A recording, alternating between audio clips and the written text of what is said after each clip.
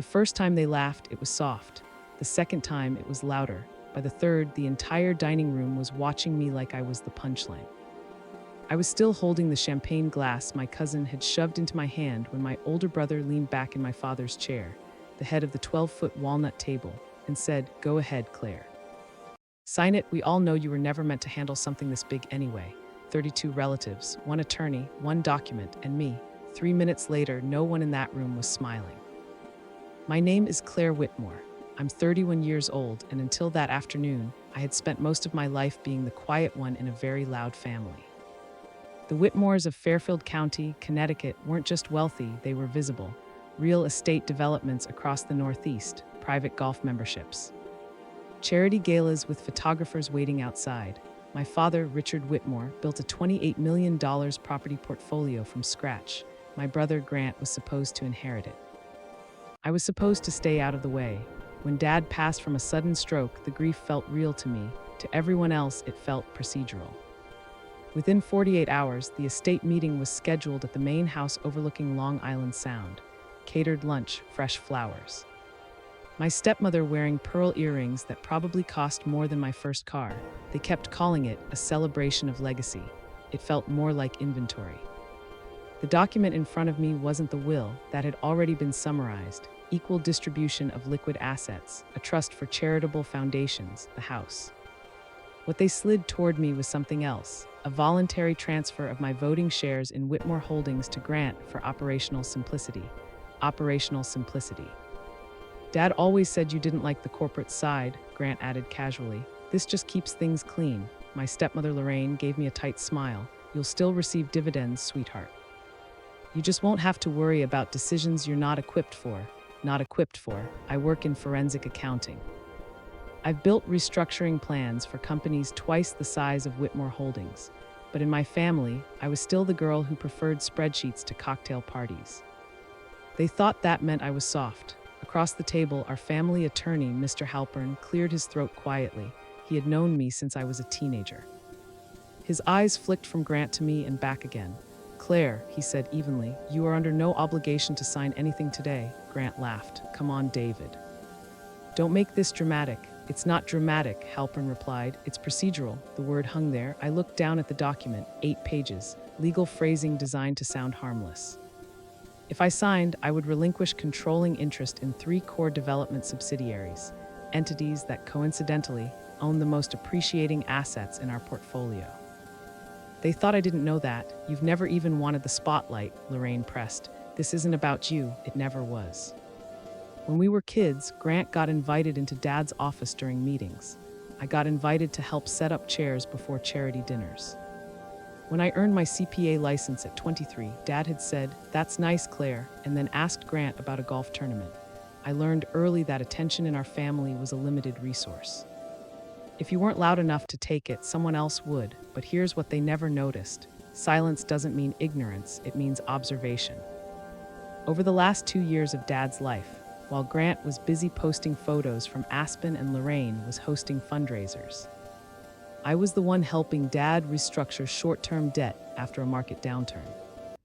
I was the one who quietly reviewed cash flow projections when 2 tenants defaulted. I was the one he called late at night when he didn't trust the internal numbers anymore. Grant never asked why I was suddenly flying home more often. He assumed I missed the family. I let him assume. "Claire," Grant snapped his fingers lightly like I was zoning out. "We don't have all day." I looked up at him. He looked confident, relaxed, certain. That certainty was about to fracture. "I'd like to hear the full reading of the will," I said calmly. Lorraine sighed theatrically. "We already did that." "Not the addendum," Halpern said quietly. Grant's smile faltered. "What addendum?" Halpern reached into his leather briefcase and removed a sealed envelope. My father's handwriting was unmistakable, sharp, decisive strokes spelling out, "To be opened only if Claire is pressured regarding her shares." The air shifted. "I'm sure that's unnecessary," Lorraine said quickly. "On the contrary," Halpern replied, "it's very specific." He opened the envelope. The room grew still. "In the event that any beneficiary attempts to coerce, pressure, or otherwise manipulate Claire Whitmore into surrendering her equity or voting rights," Halpern read, "the following provisions shall take immediate effect." Grant straightened.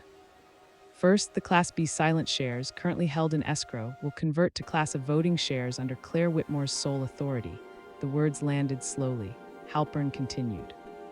Second, a mandatory forensic audit of Whitmore Holdings will be initiated under an independent firm pre-selected by me. Grant's face lost color. And third, Halpern said, glancing at me briefly, executive control of the holding company shall transfer to Claire Whitmore pending audit results. No one laughed this time. You're kidding, Grant said. I'm not, Halpern replied. Lorraine's voice turned sharp. Richard would never, he did, Halpern cut in gently. 2 years ago. The same year I started coming home more often. Grant looked at me like he was seeing me for the first time. You set this up, he demanded. I shook my head. Dad did. That wasn't entirely true. But it was close enough. 2 years earlier, after discovering irregular expense reports tied to one of Grant's development projects in Westchester, I had brought the numbers to Dad privately. They showed inflated contractor invoices and consulting fees routed through shell LLCs. Dad didn't confront Grant immediately. He confronted me. Are you sure? He'd asked. I was. That was the first time he looked at me not as his quiet daughter, but as someone who understood the machinery of power. The addendum was drafted a month later. Now sitting at the head of the table, Grant realized something he'd never considered. I had never been outside the room. I had been building a different one. This is ridiculous, he snapped. It's a misunderstanding. Is it? I asked quietly. Halpern closed the folder. Claire, as of this moment, you hold 51% controlling interest in Whitmore Holdings. The silence that followed wasn't dramatic. It was suffocating. Lorraine tried again. Claire, sweetheart, we're family. There's no need to escalate this. Escalate. They had tried to publicly humiliate me into surrender. They thought embarrassment would keep me compliant. What they didn't realize was that humiliation has a limit, and mine had expired. I won't be signing anything today, I said evenly. Instead, I'll be activating the audit clause. Grant stood up abruptly. You can't just accuse me. I'm not accusing, I replied. I'm verifying. There's a difference. The audit began within 72 hours. An independent firm out of Boston. No prior ties to Whitmore Holdings. Full access to financial records from the last 5 years. Grant called me 14 times the first night. I didn't answer. Lorraine sent a message that simply said, "You're tearing this family apart." I almost laughed. Families aren't torn apart by truth. They're torn apart by what they were hiding. The findings came back faster than expected.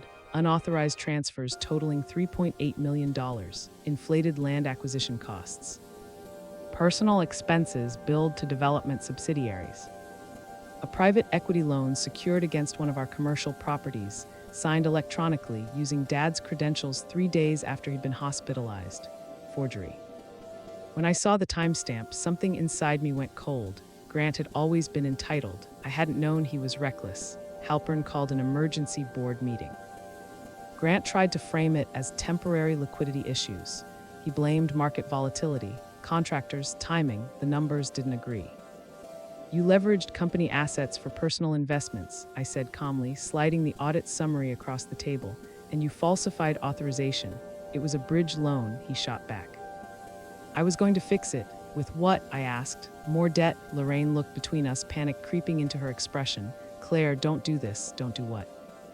Protect the company our father built. Protect the employees whose salaries depended on stability, or protect the illusion that Grant was capable, the board voted. Executive authority suspended pending legal review. Grant's access revoked. When the final vote was counted, the room went silent again, just like 3 minutes after they'd tried to humiliate me. Except this time, the silence belonged to me. Grant left the room without looking at me. Lorraine stayed behind. You could have handled this privately, she said bitterly. I tried, I replied. She didn't ask what I meant, because deep down she knew. 6 months later, Whitmore Holdings stabilized. We refinanced 2 over-leveraged projects, sold a non-performing asset in Hartford. Rebuilt credibility with our lenders. I didn't throw Grant in prison, but I didn't shield him either. The investigation into the forged authorization is still ongoing. Some mornings I stand in Dad's old office overlooking the Sound. The chair feels different now, not because it's bigger, because it's quieter. People assume revenge is loud. It is. Sometimes it's a signature on a document. Sometimes it's refusing to sign one. They humiliated me over my share of the estate. They thought I was the smallest piece on the board.